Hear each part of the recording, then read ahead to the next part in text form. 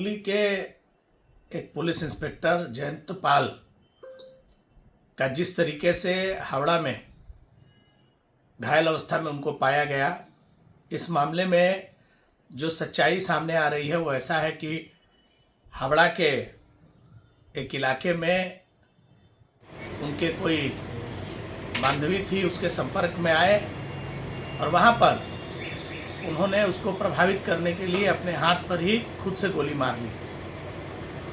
जांच का विषय ये है कि जिस पुलिस अधिकारी ने अपने हाथ पर गोली मारा उसके पास वो उसका सर्विस रिवॉल्वर नहीं था। उनके हाथ में लगी हुई गोली 7 mm की गोली है। पूरे बंगाल में जहाँ एक और मुख्यमंत्री पुलिस मंत्री ये बात कहती हैं कि बंगाल में बाहर से दूसरे प्रदेशों से अवैध हथियार आ रहा है, वहीं उनको अब इस बात की जांच करनी होगी कि इस पुलिस अधिकारी के पास में अवैध हथियार कहाँ से आया और वो हुगली से हावड़ा क्या करने आए थे, किस परिस्थिति में उन्होंने गोली चलाई।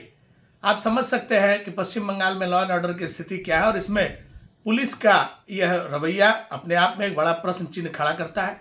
प्रशासन को इस पूरे विषय को गंभीरता से देखना चाहिए कि इस अधिकारी का लिंक कहीं अवैध हथियार बेचने वाले लोगों के साथ तो नहीं है या इसका और भी दूसरा कोई कनेक्शन तो नहीं है। ये सारा पूरा का पूरा विषय जांच का विषय है।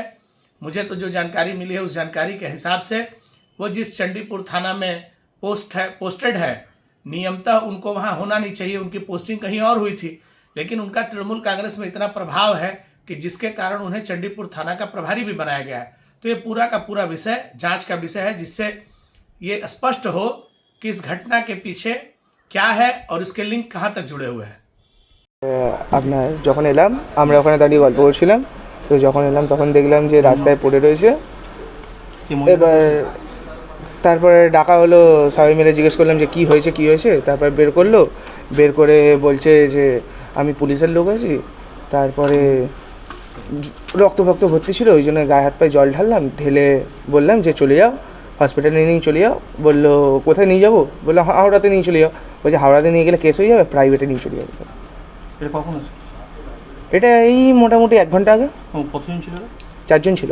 4 জন? কি 4টে ছেলে নাকি ছেলে মেয়ে ছিল? একটা মেয়ে ছিল, 3টে ছেলে ছিল। কার গুলি লেগেছিল? কে গুলি কার লেগেছিল? গুলি কার লেগেছিল? যে পুলিশওয়ালা যে আইডি কার্ড দেখিয়েছিল পুলিশের, তারই লেগেছিল। কোথায়? হাতে? হ্যাঁ, হাতে। আচ্ছা, আর মহিলা কোথায় পড়েছিল? মহিলাটা গাড়ির মধ্যেই বসেছিল। আর বাইরে যে পড়েছিল? বাট মহিলার পুরো মুখে রক্তে ভর্তি ছিল। আচ্ছা, কে গুলিটা কে করলো সেটা কি দেখা গেল? না, গুলিটা কে করেছে, আদৌ গুলি চলেছে কিনা সেটাও বলতে পারছি না, সেটা জানিও না। জাস্ট কথায় কথায় এসেছে যে গুলি চলেছে। তুমি তারপরে কি করলে? আমরা ওই জল ফল দিলাম, দিয়ে তারপরে বললাম যে গাড়ি নিয়ে চলে যাও। আপনি কি সামনে ছিলেন তখন? উনি কি পুলিশের কার্ড দেখিয়েছেন? হ্যাঁ, উনি পুলিশের কার্ড দেখিয়েছিলেন। মানে যার গুলি লেগেছে? হ্যাঁ। কি বললেন উনি? উনি বললেন আমি পুলিশে আছি, ম্যাটারটাকে বেশি বড় করো না, ছেড়ে দাও, তোমরা চলে যাও, আমরা বুঝে নিচ্ছি। কোনো মহিলা ছিল তো? হ্যাঁ, একজন মহিলা ছিলেন, গাড়ির মধ্যে বসে। গাড়ির মধ্যেই গুলি চলেছে? হ্যাঁ। ঠিক আছে, আপনার নাম? আর কিছু জানি না। ঠিক আছে।